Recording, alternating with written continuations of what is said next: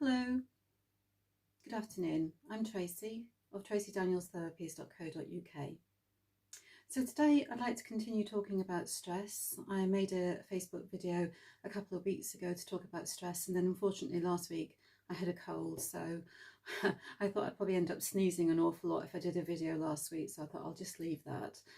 So back on today just to finish my little talk about stress.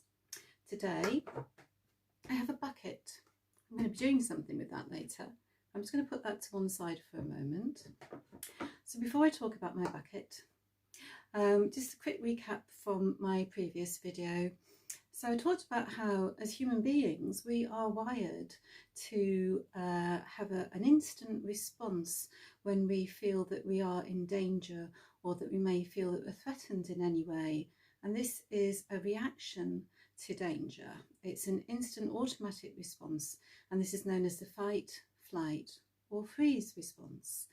And so if we think about our ancient ancestors, cavemen and cavewomen, when they were out hunting and gathering, they could be attacked by wild animals. And if a caveman or a cavewoman found themselves in danger like that, they would need to get out of that situation very, very quickly, obviously, in order to ensure their survival. What they wouldn't do is they wouldn't, perhaps, when they saw a wild animal approaching them, what they wouldn't do is sit and think, right, what am I going to do about this situation? Am I going to pretend to be dead and freeze on the spot? Or should I look around to see if there are any rocks or sticks that I can throw at this animal? Or should I just run away as quickly as I can? Well, obviously, thinking about that kind of situation, weighing up all the different options and trying to work out which is the best one isn't going to serve as well in a situation like that. So obviously our brains are wired to ensure our survival. So in a situation like that, a situation of extreme acute stress, there'll be a very massive surge of adrenaline that goes through our bloodstream, and that will give us superpowers, if you like, and enable us to run very quickly and to get out of that situation. So this instant automatic response is triggered within our brains, and our brains are wonderful. We are wonderfully made as human beings. And it's triggered within what's known as the limbic system in our brain, this primitive emotional mind that helps us to have this surge of adrenaline so we can get out of a dangerous situation very, very quickly. Well, in our modern lives, it's not quite like that, is it? We don't often find ourselves in situations that are threatening to our lives, thank goodness. We rarely find ourselves being chased by wild animals. But we do encounter a lot of stress, unfortunately. And of course, the situation now with the coronavirus means that everybody is feeling, or most people certainly, are feeling threatened in some way, feeling that their health could be threatened, their well-being could be threatened. And importantly, their income could be threatened. And so that makes us feel unsafe, and it raises important chemicals in our bloodstream known as cortisol and adrenaline. And those chemicals make us feel agitated, restless. They have all sorts of effects on our health and well-being. So we encounter stress in our lives to varying degrees. So it might not be a wild animal, but it could be our current circumstances that are creating stress. But these stresses still trigger that part of our brain, that primitive emotional mind gets triggered, and it's purely reactive, and we can find ourselves in a spiral or a vicious circle where we are stuck and unable to get off of it. We find ourselves feeling anxious, restless, tired, irritable, all sorts of different symptoms. So we need to know what to do about it. Now, this bucket, I brought this along to illustrate to you what happens to us as human beings when we accumulate stress in our daily lives. And I don't know if you can see, but this bucket at the moment is completely empty. There's nothing in it. And so we could imagine that we have this bucket, a metaphorical bucket, and every morning we wake up to start our day, and the bucket starts in a state of emptiness. But then things happen. So it's a lovely day. Today is a beautiful day here in Dorset, lovely and sunny. You wake up in the morning, it's a beautiful day. You get up, you get washed and dressed, you have your breakfast and you get ready to go to work. On your way to work, the route that you always take, unfortunately, there's a traffic jam. And that traffic jam is moving extremely slowly. And you know that you're going to arrive late for work. You start to feel the stress building up within your body. You may encounter a feeling of tightness in your chest or knot in your stomach. You know that you've got a client appointment for 9 o'clock in the morning that day, and you don't want to be late. This is the last morning when you want to be late for work. You really can't be doing with this. But nevertheless, you're stuck. Eventually you arrive at work, but you're 15 minutes late for your appointment with your client. In goes an item of stress into your bucket. Stressed at the start of the day, not a good day to start, not a good way to start work, is it? Fortunately, the client is very understanding, doesn't hold it against you, and everything goes well with the meeting. The morning proceeds uneventfully and everything's okay. It's lunchtime.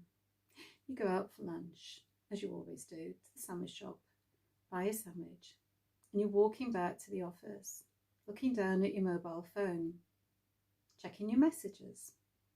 And as you're doing that, relaxed and calm and happy, you suddenly realise that you've trodden on something warm and squelchy beneath your feet, and you look down and you realise that you've just stood in some dog mark.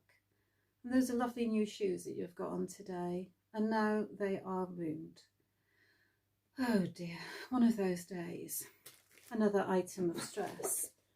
How are you going to get those shoes clean? They're suede. It's not easy to clean suede shoes. Another item goes into the stress bucket. I think one of my items has just fallen on the floor.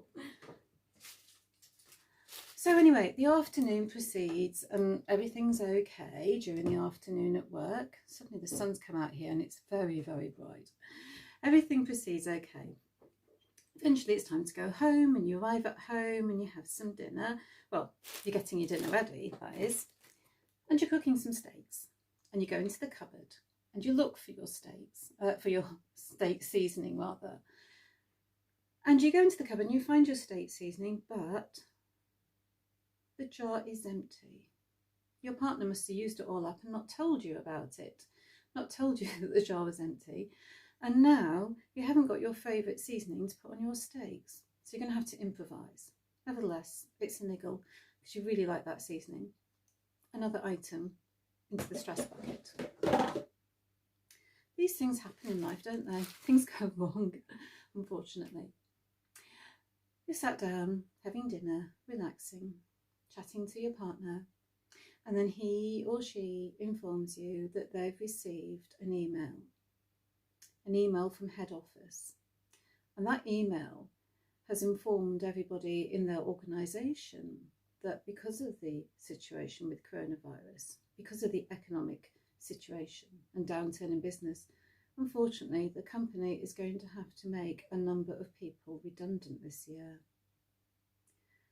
Now you're feeling really stressed. You thought it was a bad day, but now you've heard that bad news, you're feeling a lot worse. This is major stress. How are you going to pay the mortgage? How are you going to pay your bills? What's going to happen? There's a huge amount of uncertainty. Another item into your stress bucket, and this time it's a big one. So let's have a look at our stress bucket now. As you can see, it's completely full. Now, if we go through our lives, if we go through our days, the stress bucket that is full or overflowing even, that is going to have a significant adverse effect on our health, affecting both our physical health and our mental health. So it's really important that we are able to do two things. That we're able to empty the stress bucket, and that we are able to restrict the amount of things that go into the stress bucket. So how do we empty the bucket? Well, you know, one of the major ways in which we can empty the stress bucket is through sleep. Just looking on here, and I can see some people are watching, which is great. Thank you for watching. Unfortunately, I can't see who you are, and I don't know who you are, but just saying hi, and nice to know that people are watching me today. So yeah, through sleep actually, and obviously, you know, we know that when we're feeling stressed, our sleep suffers. But sleep is nature's way of healing our bodies and our minds. So when we go through the sleep cycle, we go in and out of different stages of sleep. And one of those important stages is known as REM sleep. REM stands for rapid eye movement. And that is the stage during sleep when we're actually dreaming. So we go in and out of that stage at several different points during the night. Now, during REM sleep, our brains enable us to process the eventful events, the stressful events rather, from the day beforehand. And so we turn those events into a narrative. So if you think about your dreams, they're rather like stories. It doesn't matter that they don't make any sense. It doesn't matter that you can't remember them. It doesn't matter how bizarre they are sometimes. Your dreams enable you to turn these events into a story, and that helps you to process your emotions. And that is very important for our ability to regulate our emotions and to manage our stress and to function well in the world. So you know that, if you've not had a good night's sleep, you will feel obviously weary, but you will also be less resilient to cope with stress during the day ahead. So it's really important to have a good, relaxing, deep sleep every night and to get the rest that your body and your mind needs. Now, the alternative to REM sleep, well, there isn't really an alternative, but one way in which we can actually replicate REM sleep is through hypnosis. Now, I'm a clinical solution-focused hypnotherapist, so I use hypnosis for therapeutic purposes. And hypnosis is really just a deep state of relaxation, and a person can enter into a state of trance. And in that state of trance, while they're relaxing deeply, the brain waves start to change. And as those brain waves change, we find ourselves moving into a state that is very, very similar to REM sleep. And in this state, the mind becomes more receptive to the messages that I am able to give to the subconscious mind. And this calming state replicates the beneficial effects of REM sleep for even possibly up to a few hours. That's the thinking. I need to get more information on that from some research, but that is what I've been told by my trainers. And this helps to reduce stress, and it enables us to calm the mind and to feel refreshed.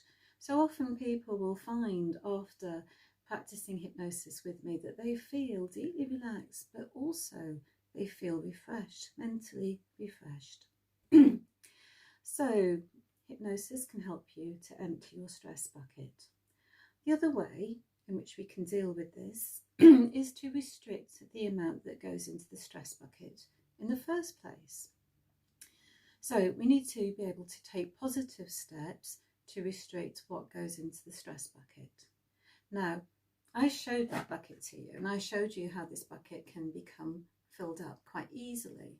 If you're a parent or a carer, then that bucket is going to get filled up much more easily than if you're not, because obviously being in a caring role or being in a role as a parent involves a lot of little everyday stresses quite often that will just all add up. So we need to be able to somehow restrict what goes into the bucket. Some events are out of our control.